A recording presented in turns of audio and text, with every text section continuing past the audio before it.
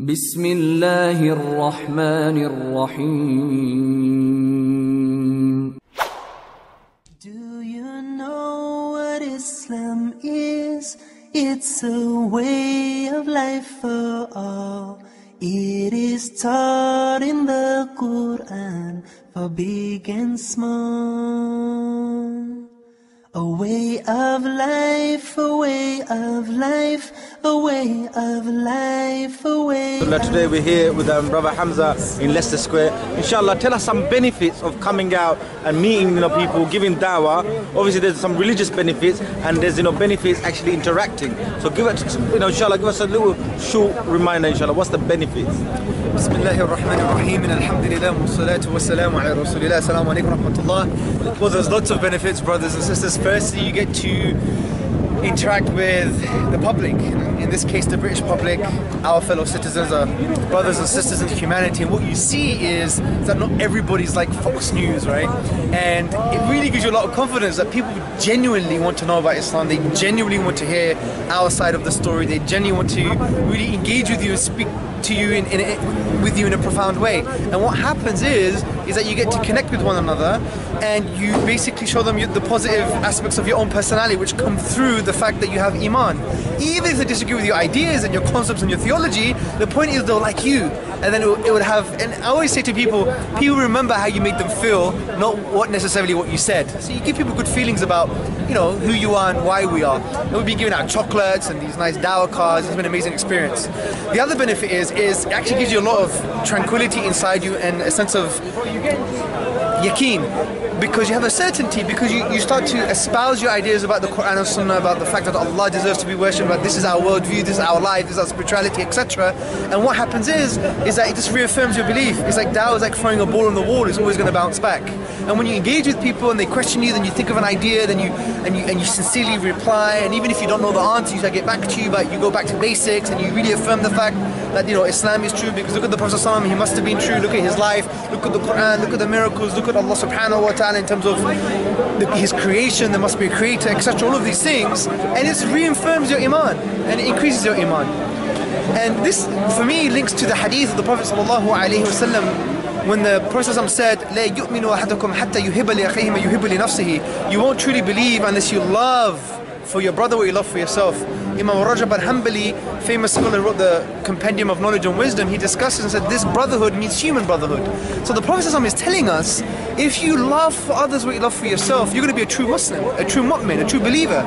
So being here actually is a way of increasing your iman, elevating your status from being a Muslim to a mu'min. Why? Because the Prophet told us, he said, "La yu'minu," you won't truly believe unless you love for others what you love for yourself. So the question is, brothers and sisters, who do you love the most? It's Allah and His Messenger. So if you have to give that love to others to truly believe, how can you give that love to others? By giving dawah. Jazakallah. So that's why you got to be here, guys. Assalamu alaikum wa rahmatullah. Please say your name and inshallah. Bismillahirrahmanirrahim. I'm Adnan Rashid, and I have come to join brothers in Leicester Square today to give dawah. Dawah is absolutely crucial. It is an individual obligation upon all Muslims living in the West. This is the opinion I follow, because without dawah we will simply not be able to remove misconceptions in the minds of non-Muslims. So by coming out, talking to people, having positive conversations, we are able to remove many misconceptions from the minds put in by the media. The media is very clearly demonizing us. There's no doubt in my mind about that. And the only way we can deal with that effectively and peacefully is to come out, give dawah, talk to people. It's a free country. You're free to talk. You're free to say what you like, as long as it is said in the legal boundaries of the country. So Allah will question us about our capacity. Allah will question us about our freedom. Allah will question us about our time, our health, our wealth. What are we doing with all this? This is the point. So that's why we need to come out, talk to people, and people react in a number of different ways when you talk to them. Some people don't want to listen, no problem with that. Those who want to listen, you will be questioned about them. So please come out, do dawah, get involved in dawah in whatever capacity you can do it in. Allah will question you about it. Thank you so much for listening. Assalamu alaikum. Today we're here, brother Alkhadr from Serbia, Montenegro, who's alhamdulillah revert to Islam. Alhamdulillah, he's here in Leicester Square giving dawah. Alhamdulillah, I just want to ask you, brother, alhamdulillah, as a revert brother, you know, coming to the deen, you know, did someone come out like this and give a dawah to you? My first dawah was actually given to me when I was working in a wedding halls, and there was a place where there was 3-4 weddings going in the same time. And I noticed in one moment there are some guys going outside of wedding halls, taking their shoes off and trying to do the salah. I didn't understand in those days. I just came in UK and I never seen Muslims praying. So I didn't understand what they're doing. So I asked my boss, asked my manager, I said, what are these guys doing? Should I tell them to put the shoes back on? He says, no, they're Muslims, they're praying. I said, they're Muslims, they're praying. So I started watching them and observing them. This was a silent dawah. It's a beautiful, Hamza, a beautiful question you asked me, brother. Because I want to say how important it is for us the way we behave. After that, I was watching them and watching others. And I can verify, I can myself testify that there is no better community than the Muslim community. In the weddings, I had Hindus, Sikhs, I had English, I had all these different cultures coming there. All of them, I was their worst enemy at the end of the party. At the beginning I was their best friend. When they came in, they started drinking and they put the DJs on, the loud music on, and the booze was all around. And then I was the one who told them, now that's enough, shut the music down, close the bar. I was their worst enemy. They always, at the end of the night, they wanted to fight me. There was always issues. But with Muslims, Allahu Akbar, I noticed one thing, I don't have to work with them. They have a little bit of food, they have a little bit of recitation or something, women making those noises, and that was it. I come in after a certain time, before the closing, I see it's empty. Even clean after themselves. Never had an argument with them.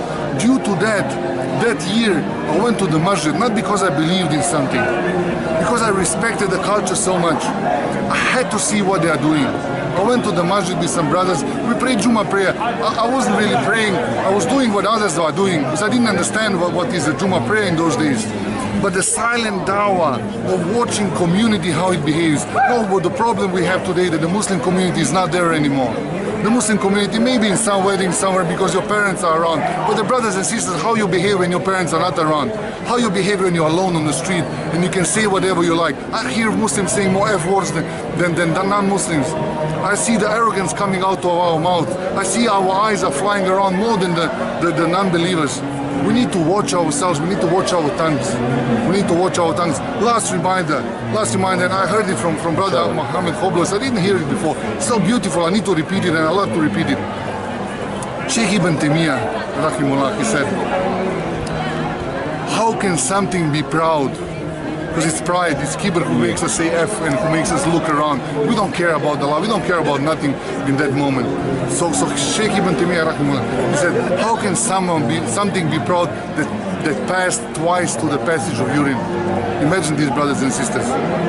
Once through the father's passage of urine, and second time when our mother delivered us. We passed through not passage of gold, not passage of diamond, we went through the passage of urine, and now we stand here being arrogant. If you see yourself in that beginning stage, nutfa, if you see nutfa on the floor, would you pick it up? Never. That's a reality. That's a reality. So humble yourself. Because when you stand in front of Allah subhanahu wa ta'ala, you are less than nutfa in front of you today. Nutfa, that piece of sperm on the floor, forgive my expression, that piece of sperm on the floor you would not even step on, that's how much you are less in front of Allah than that piece of nutfa on the floor if you see it today. So let's compose ourselves and be good Muslims. Let's do our best to be good and nice, to watch our tongues even when the others elders are not watching us. To be the best of community, to be the ummah of sallallahu alayhi wa sallam. Alhamdulillah Rabbil. Jazakallah for the sincere advice, brother. Do you know what Islam is? It's a way of life for all.